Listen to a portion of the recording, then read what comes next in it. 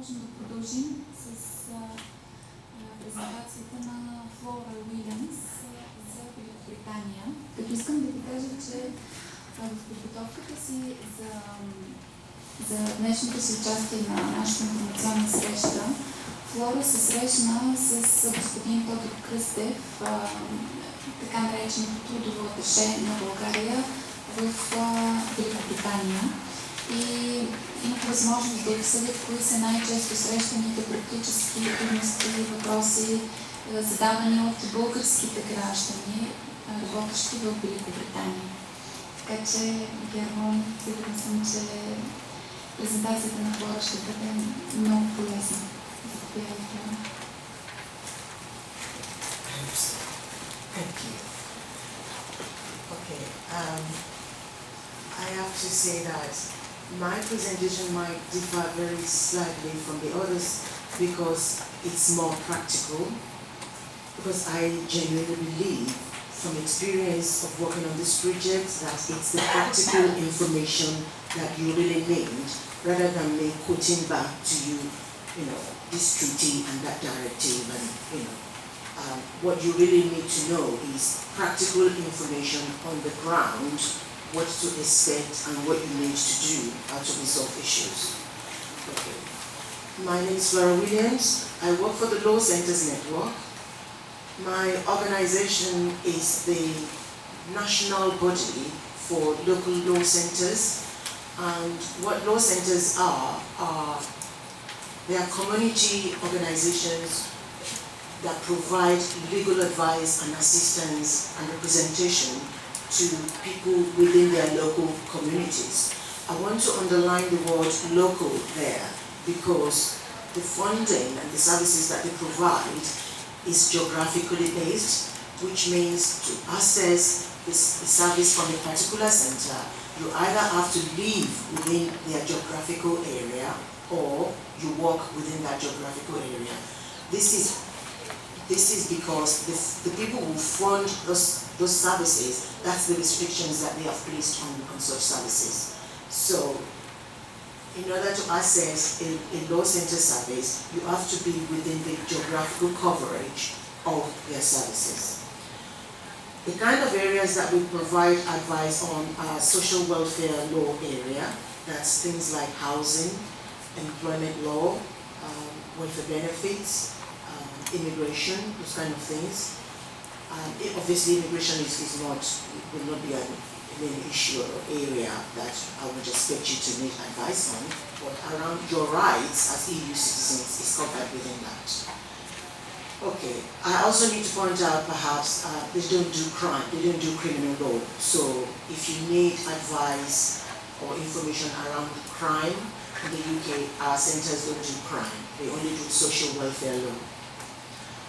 Okay, to start off with, I wanted to address an issue that I was asked during the break by the two TV crews. And I think it's something that I need to address because it became obvious that was the only reason they wanted to speak with me, because I wondered why I was the one that they chose and not the others. They were asking me about the rhetorics, the negative comments and all the Eurosceptic politics around migration, legal migration to the UK and all of that. I'm afraid I'm not a politician and I'm probably not the best person to make comments on such issues. But what I want to point out to you is that not everybody thinks like that in the UK. I want to reassure you of that. Not everybody is like that.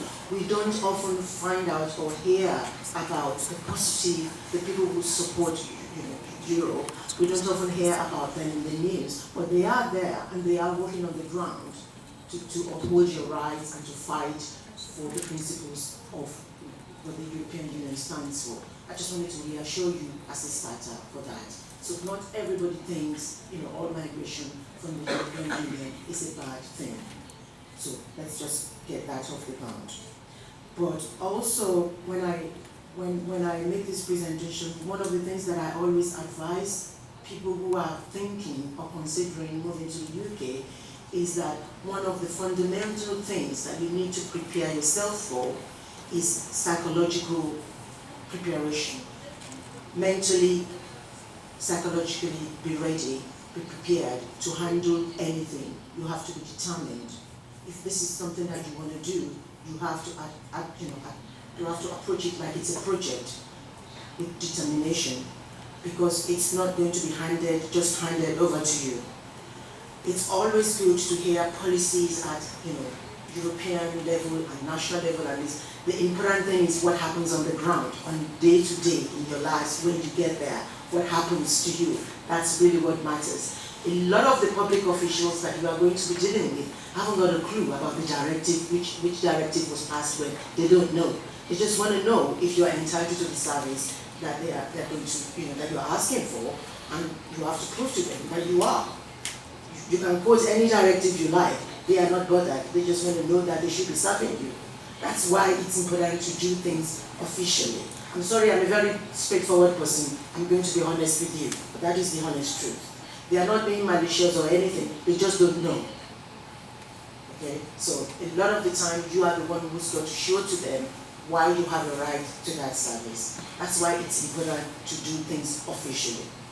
So, coming to the UK, the first thing that I would advise anybody to consider before they go is to think about housing. Housing is number one. Number one, it's going to be the most expensive expense that you will have every month, for one thing, depending on what you want to do. If you want to rent your own house, or if you want to rent your own flat or apartment, or if you're prepared to share with other people, it will be the largest expense that you will have every month. Housing is expensive, and I'm going to be honest with you. I'm sorry, I don't know I couldn't be a diplomat because I don't know how to, how to say things in a nebulous way. I'm always upfront. It's expensive to rent properties there, so be prepared for that. Make sure you have enough funds for your living, day-to-day living expenses and your accommodation to sustain you for at least 3 months, at least as a minimum. More if you can afford it. This is because before the 3 months, chances are you will not be able to claim for anything. That is important. Also, I would advise that you get the health insurance card before you leave. The National Health Service in the UK will treat emergency cases. If it is an emergency, as in emergency, nobody will ask you for a papers, they will just treat you because it is an emergency. A child will always be treated. Where is that lady? A child will always be treated, irrespective of whether it is a child. They will treat a child. I can assure you of that. But like I said, it's best for you to just go register with your husband's GP upon your arrival. Take your ID card with you. He's already there. It should be easy for you. So, get your NHS, your health insurance, European health insurance card before you go. It's important. Apart from that, make sure you register with a local GP as soon as possible. Find out which is the nearest one to you and whether they are taking registration, because there's a limit to numbers according to how many doctors, how large it is, and all of that. But generally speaking, they will ask you for your ID or a passport or something of that nature. Again, this is why you need to register when you arrive. So, I keep going back to the registration. The reason is because it says on the Home Office website that this is not compulsory. As a European citizen, you don't have to register. But the thing is, if you look at the way that services are assessed, your best bet is to register, like I said before. So please register when you arrive. It is evidence of when you arrived in the country. Yeah? So that when you need to claim pensions or when you can show that how long you've been here, for this length of time. There are people who have been working for years in the UK who never bothered to register when they arrived. That's one of the things that Mr. Krasnov told me at the embassy. Now they need help with all sorts of things. They can't access it because they don't have evidence of when they came in. So you don't want to miss out on your rights and because you didn't bother to do a little bit of paperwork. Okay? So once you've sorted out your health, then it's the next thing is your job. Okay. One thing that I have come across recently is the differences in the way that employment agencies work. If you use URES, for example, before you leave and you're able to get employment, well done, kudos to you. That is perfect. That would be a perfect arrangement. That's why such services are there. Please use it to search for work before you leave. But if you are not able to get employment before you leave, like I said before, make sure you have enough money to last you for at least 3 months. I know you may not be aware of this, or you may be aware. The government is proposing to introduce from November to restrict the length of time that EU migrants can claim benefits for. You cannot claim for the first 3 months if you are not self-employed, and then you can only claim for 3 months thereafter. They are trying to do that. Now, whether that is lawful or not, I know there are groups who will challenge them in court, without any doubt. Possibly, people will challenge them, I think. But that's a proposal that's been announced by the government that that's what they want to do. All in line to, in response to this negative rhetoric around migration, around illegal migration. So when I say bring money, I'm being honest with you, bring money, just in case you don't get a job straight away. But that hasn't come into effect yet, the restriction of benefits for 3 months. So for now, you need to be there for at least 3 months as an employee before you can claim benefits. And then you can claim for as long as you're looking for work under the current agreement.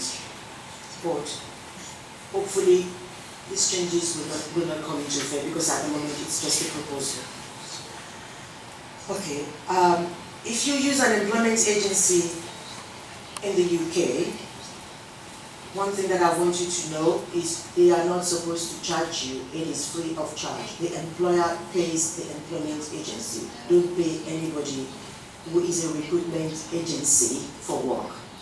I would advise you to prepare your CV in advance, have it translated, your certificates, have it translated and notarized. Bring evidence of your experience, of your work experience, perhaps from a previous employer, how long you worked there, what tasks you did, what your skills are, to show what experience you have. It will just make life easier for you. Because they will probably not pay to have those documents translated for you. So it's best for you to do before you leave, have it ready before you leave. When you go to a recruitment agency to apply or to register with them, treat it as a job interview. Assume that you are going to an employer for a job interview, presentation. Be prepared to answer questions about your work experience, why you are interested in this particular work area, what you are bringing to it, and treat it as a job interview. And show your passion, why you want to do your job. Generally speaking, recruitment agencies want you to get jobs because that's when they get their commission, if you see what I mean. So treat it as a job interview. Okay. In terms of employment as well, I was asked by my colleague from URES, I'm sorry if I didn't pronounce your name. Elena, yes. I didn't want to say Elena in case you would like me to be more formal. No, it's okay. Elena asked me during the break whether we've heard of situations where workers are exploited. We've come across instances where people would be employed for a month and then they get sacked and then they do it again to another person. And the person doesn't get paid and it's a cycle. What I want to tell you is that, like everywhere, there is good and bad employers. Everywhere. There are good employers in the UK that will treat you really well. They know your rights and they will uphold your rights. But likewise, there are also not so good employers who will try to possibly, get one over you and try to exploit you, perhaps because they think you don't know your rights. and you don't know how things work on the ground, this is where agencies like our agencies, our law centers, this is where they come in. Like I said, practical advice and help on the ground. So if you ever come across a situation like that, where somebody has worked for an employer for a month or maybe longer, and they don't get paid, and then they get sacked just like that, you need legal assistance right away. What you need to do is keep as many of the documentation that you were given, like your letter, offer of employment, keep it. If you have timesheets, keep it, because often you find such employers will not give you a contract, although they should give it to you within the first month of your employment. So if they don't, that doesn't mean you're not legally employed. You still are under employment law, you're still employed, but keep as much evidence as possible. If you are signing in every day when you go into work, if you have timesheets, if you have an offer letter, if you have other evidence that you can keep, don't wait until you have worked for like 6 months before you start to look for help. Because if somebody hasn't paid you for 1 month, chances are they will do it again.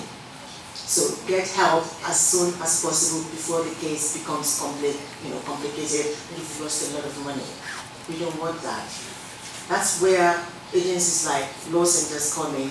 There are CABs as well. Please feel free to use CABs too. They will give you advice, write a letter, advocate on your behalf. You see, the thinking from the side of the employer is that you are just an individual. If they were to get a letter from a legal practice, like one of our centers, they know that the potential to be sued exists now. So they're likely to talk to you and try to negotiate something with you.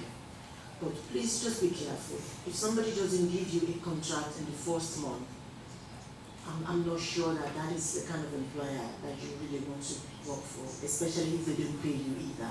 I would suggest that you look for alternative employment. Don't put yourself in such a vulnerable situation. I was also asked about au pair situations.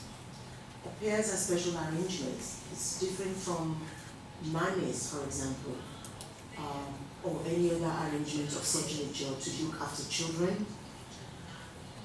I was made aware of a particular lady who was placed with a family, interestingly enough, a Bulgarian agency here from Bulgaria.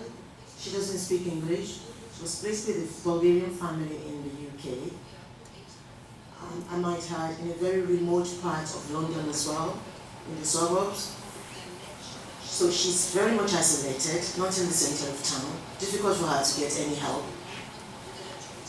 Anyway, the money that she should be paid is being paid to the agency, because apparently she owes them money because they arranged the placement. So she's been there now for months, has not received a penny. Now the family, just before I came here, I was told by Mr. Christoph that she's now homeless because the family are going on holiday and they don't want her to stay in their house whilst they are away. Can you just believe that? Unbelievable. Now, she's now fallen into the category of people that we will call traffic workers. She's a European citizen. That should not be happening. Okay, so please be careful when you use people or agencies who promise to give you work under such arrangements. Be careful what contracts you sign with them. Like my colleague from Juris advised you earlier, get them checked before you sign it. Get the documents checked by an expert. I'm sure they will be able to help you with things like that. Don't just believe what somebody told you blindly and go on trust that they are your countrymen. Unfortunately, there's good and bad everywhere, like I said. People want to make money out of others. They will exploit you if you give them a chance. Something that I also want to encourage you to do, the culture in the UK is a very challenging one. You challenge things. If you get decisions or things that are not favorable to you, you have every right to challenge it, even with public bodies. So If somebody asks you to do something and you don't understand it, you have every right to challenge it and ask for explanation or more information why that is the case. Why can't I access this service? I've already given you all my papers and I want a reason. Can I speak to somebody who is senior? Yeah, it's perfectly within your rights to do so. If they don't answer you, you can write to your MP, you can write to your chancellor, you can go to a law center who will write a formal letter on your behalf asking for an explanation, or it could go further than that. You see what I mean? What I'm saying is, don't just take things lying down. You have to challenge things. You have to ask questions. That is the norm. That's the way it's done. So nobody's going to, victimize you because you did that, because they're probably expecting you to do it anyway. Okay. I will also advise you to have your taxes sorted right away. If you need to know if you are self-employed or if you are an employee or a worker with the agency or the family or the employer that you're working for, let it be clearly indicated in the paperwork that you are given, because different tax regimes apply if you are self-employed to if you are an employee. The taxes are different. Also, one of the things that you need to do right away upon your arrival is to get a national insurance number, a NINO. It's not something that you can do here. I think you need to be in the UK for you to do it, because you will need to give a UK address, they will ask you questions and all sorts of things like that. So, you need to be in the UK to apply for the national insurance number. That's where your pension contribution goes, and that's where your contributions towards national services such as the NHS goes as well. So, get a national insurance number right away when you arrive. Yeah? So, and your taxes. No, because everybody's got a tax code. Just register for these things, please. Don't just take the word of the employer or the agency that they will do it for you. Do it yourself, or make sure that they've done it. Ask for advice. That's what these agencies on the ground are for. The local job center will be able to advise you on things like that. They can also help you get a job. That's what they do. Okay. In terms of your housing, there are a lot of bad landlords that we've come across who the quality of the properties are not up to scratch. There is a minimum standard in terms of heating, water, and stuff like that. They are supposed to look after their property up to a certain standard.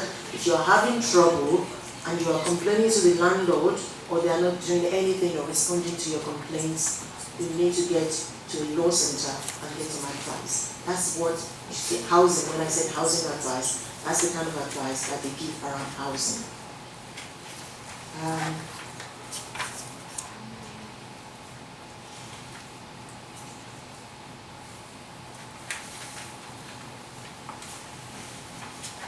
I also think that if you have families, especially if they are third country nationals, if they are not European citizens, you need to know what's going to happen to them before you go. We had a case recently of a Romanian lady who is married to an Iranian gentleman. Her husband, he's been married for like 3 years or so, she said. She is now in the UK, but her husband is still in Romania. He applied for a visa and he was refused. Now, you can go through all the trying to, apply to appeal the decision by yourself, or to make things quicker for yourself. Just use a legal service right away. So I was able to put her through, because she's in the UK, I was able to put her through legal agency who were able to give her advice on the best steps and what she needs to do. Usually they can appeal on your behalf in the UK, but you will need legal representation for that. I also want to implore anybody, I know that everybody speaks English, and most people do, but if there is anyone here who is not fluent, your best bet, if you want to make things easy for yourself, is to start learning now before you leave. Start taking classes before you go. It will just make your life so much easier. Because a lot of the services that I'm talking about that you can access, you will need English to be able to access them. There are other services that are specifically targeted at European specific communities. For example, East European community. The yellow handout, the yellow flyer that I gave you is an example of such a service. They were very keen for me to talk about their service with you. They have, the workers who work there are from Eastern Europe, Poland, Romania, Bulgaria. They have Bulgarian workers who speak the language. So using such services will not be a problem. One thing that I need to warn you about once again is that the funding for this service is very restricted geographically as well. So once again, it depends on where you are in the UK that will determine what kind of support or what level of support you'll get. But generally speaking, especially if it's a very urgent or important situation that you are in, like you are homeless, people will generally try to help you to resolve the issue, even if you don't fall within their category, because it's, that would be a very serious situation and they wouldn't want you to sleep on the street. So they will try to help you, even if you don't fall within their catchment area. This organization in particular, they do excellent work.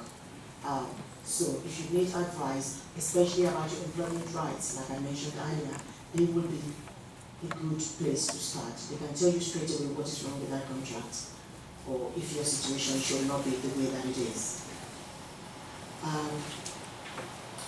I always end with, try to be positive and say that, no, it isn't easy, and yes, you will face challenges, but other people have done it, so if you really, and they're fine, okay, you survived. So if you really, really want to do it, I would say go for it. It's your right, perfectly within your right to do so. So it's up to you what you want to do. But please keep your eyes wide open and don't let anybody take advantage of you. That's my advice to you. Thank you. Много благодаря, Флора. Заповядайте за въпроси към Флора. Времето в момента е за вас. Заповядайте. Може да стане да следите. Искам да попитам, казахте нотариална заверка на дипломи, нелегализиран превод. Дипломите от образованието, тук, което съм получила, трябва да бъде нотариално заверен превод на английски, така ли? Или не? Може да не съм готова. Само преведена диплома от английски е достатъчно. От заклет преводеш, не от помшия, а от заклет преводеш. I clarify this. It should be, according to our law, it should be translated by a so-called sworn translator, not by a neighbor or somebody you know, but that's what we are told. All documents should be translated in Bulgaria into English or French or German by a special translation agency or company, by the so-called sworn translators. Then they guarantee that the quality of translation is adequate. Okay, that was the clarification. That's part of the cultural difference. In the UK, to certify that anything is believable, you have to get it notarized. It was why I used the word notarized. But yeah, thank you, Elena.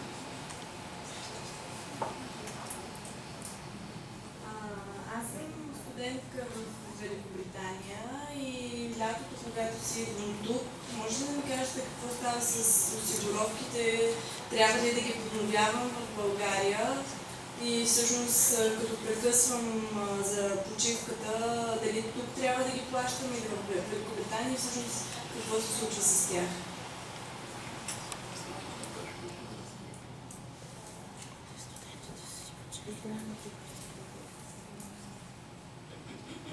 Students don't pay anything in the UK. You're a student. But my insurance there. Insurance for what? For living there. But someone told me that when I come here for the vacations, I should pay my insurance in Bulgaria for that period. Is there anything like that, especially for the holidays? No. Anything? Like, Students don't pay tax or anything. yeah, but my health insurance are only for the period I'm in the university, and not for the period that I'm on holidays or whatever. I'm sorry, I don't understand. Там експерт от здравноосигурителната каса. Експерт от Националната здравноосигурителна каса.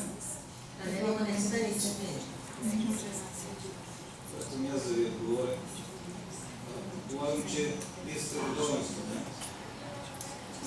Трябва да вземете сертификат от университета за записана учебна година,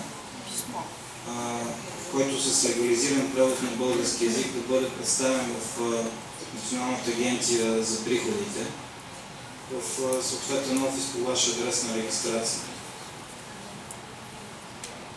А именно да поддържате в България здравното си осигуряване, т.е.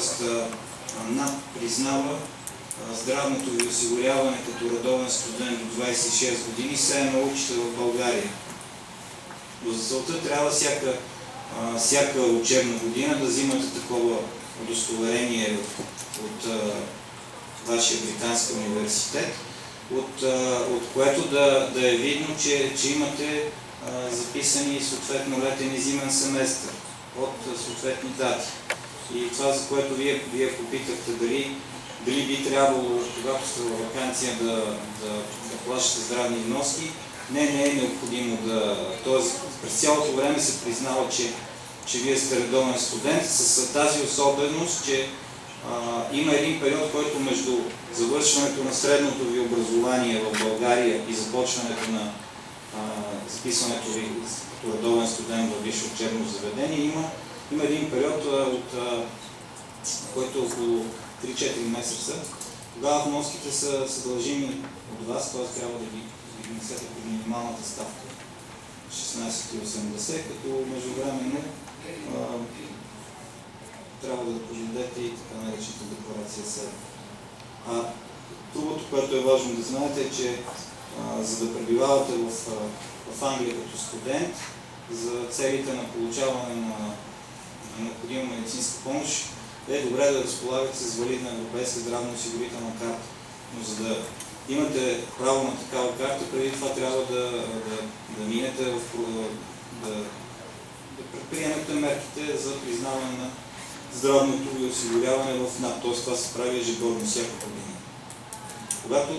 Когато подадете документа от университета в НАП, ви съветвам да изискате от администрацията издаването на два документа. Първият, който е така наречената справка за приети документи за редовен студент до 26 години.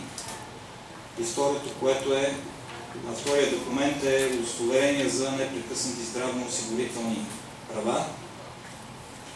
Като копия от това удостоверение трябва да приложите, когато подавате заявление за издаване на нова европейска здравно-осигурителна карта. Сега, важен практически въпрос за вас е, трябва да си направите за вас проучване в Националната здравна служба на Великобритания, къде бихте могла с европейска здравно-осигурителна карта да ползвате необходима медицинска помощ. Там ще ви дадат информация.